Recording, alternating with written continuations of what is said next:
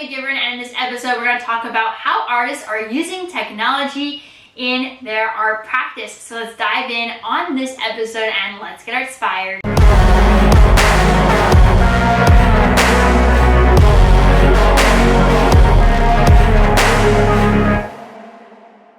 Number one is that they have online portfolios. Gone are the days where you take all your little slides to different or pictures and images or art portfolios, physical art, to different galleries and have them look at your slides and see your art.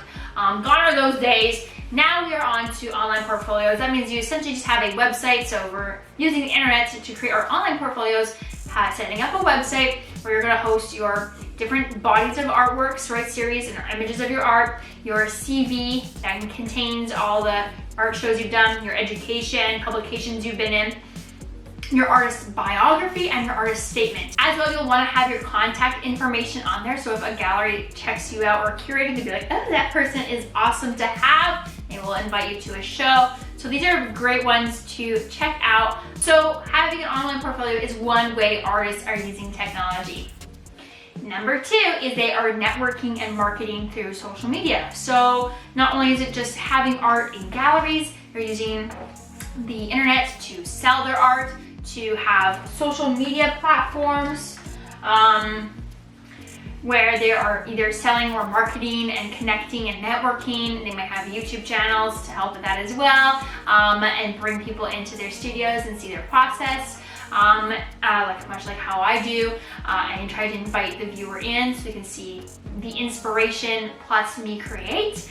Also, I think that's, and marketing their work. So just getting out there and getting known. So using it for marketing, you're using it to sell, and I think that is allowing people to have a little bit more financial freedom as an artist and have alternative ways of generating income, allowing them to be artists full-time if they wanted to. All right, my question for you is, how do you use technology as an artist? Please let me know in the comments section below the video so we can create a nice community and also see what other people are doing and maybe inspire or spark some ideas for ourselves. The artists are using more technology-based tools as part of their artistic process. So things like CVC cutters, CVC machines, or 3D printers nowadays, kilns even. I looked online, I thought digital kilns, that was 10 years ago. Digital kilns before were like pressing a digital panel button and just not having a cone. Now I looked online on like Scott's website and they're all like touch screens on a kiln. They're like a full computer on a kiln that just does its thing. I'm like, okay. I mean, it did before, but you're like, it had buttons, and now there's no buttons anymore. Anyways, so like kilns even have, if you're in ceramics, are like technology based now, right? I would consider they're an in-between. Mine is completely manual. I don't have the luxury of having, I don't know what it is like to have a modern kiln. Mine's simple. It turns on, it turns off, has a backup timer, has a cone, an actual cones. Yep, anyways. When I thought my kiln wasn't that old, but hey, c'est la vie, I guess it is now. Alright, so that is something to have. So I think that those are just really becoming a little bit more part of people's process, not necessarily to make the art, but making aspects of the art or becoming part of their process in different ways. If you're wanting to check out some 3D printers, I'll link to some of them below in the description of this video so you can check them out. And it is an Amazon affiliate link. That means I do get a commission should you make a purchase. But if you're looking to get into some 3D printing, I will link to those below. Number four is a digital painting. So artists are doing more digital painting and sketching. I have a Wacom tablet. Different varieties of the Wacom tablets. There's like ones that have full screens built in. Those are like the highest level. This one is the lowest grade level. This one's the Wacom Intuos tablet. I can use it as Bluetooth or plug it in. It's great. This is a small tablet, obviously, but I love it. It's so easy to use. I don't have to move my arm all over, and it's super affordable and cheap. And since I bought it, it's like half the price. It is so awesome. I really recommend checking it out. If you just want to get started and exploring it, you can get something like Krita, which is a program that is open source and free to use on your computer, and draw like that. So cool, my friends. I know a lot of people are like, oh, iPad, Procreate, and that's cool too. You can for sure do iPad and Procreate and get an Apple stylus, but I don't do Apple ever.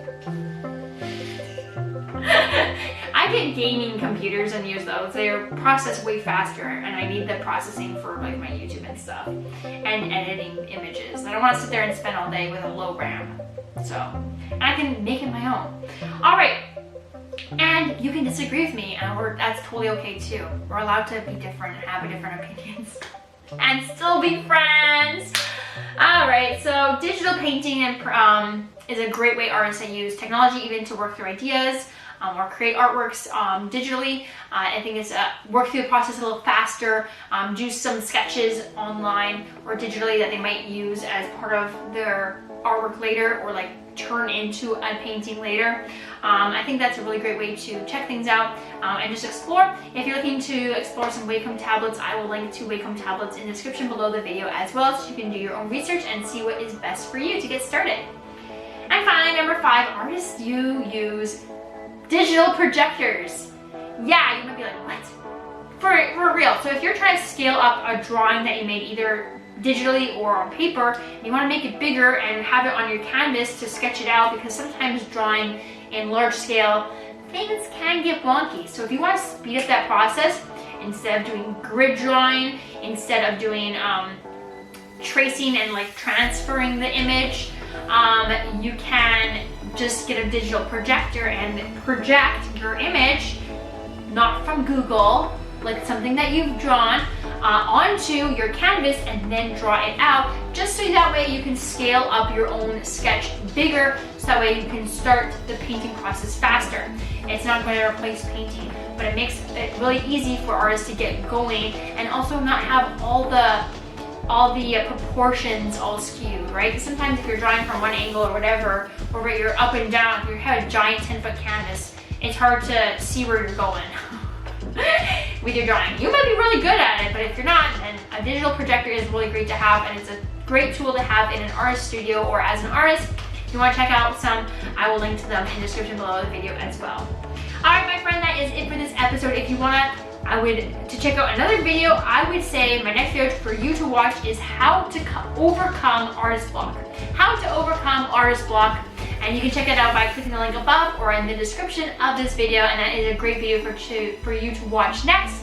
Please make sure you like and subscribe to this channel. It would be super helpful for me to help me grow a little bit on here. I also do subscribe for a cupcake, so at 1,000 subscribers I'm going to do a man-eating cupcake in acrylic paint as a professional artwork. At 10,000 subscribers, I'll do a cupcake oil painting of a cupcake that's out of this world. And at 100,000 subscribers, I will do a large-scale ceramic sculpture of a cupcake, and you're gonna help me come up with a theme for that. Thank you so much for watching, and I'll see you in the next episode, How to Overcome Artist Block.